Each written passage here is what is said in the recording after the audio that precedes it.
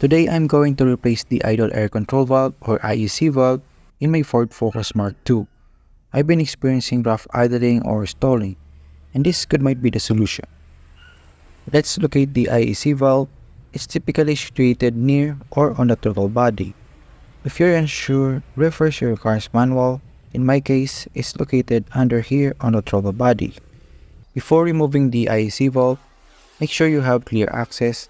In my case, it was difficult to reach, so I opted to remove the throttle body for easier access and cleaning it. Using an appropriate socket, unscrew the bolts and hoses to secure with the IEC valve in place.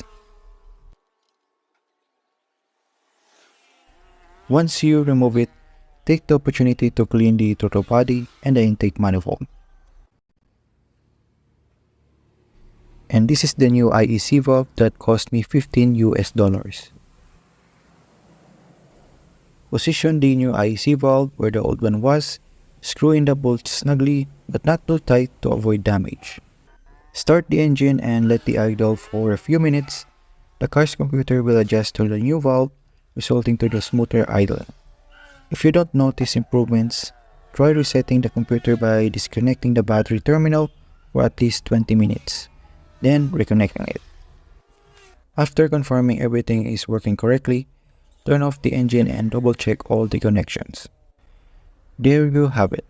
If you found this video helpful, please give it a thumbs up and subscribe for more DIY car maintenance tips. See you next time.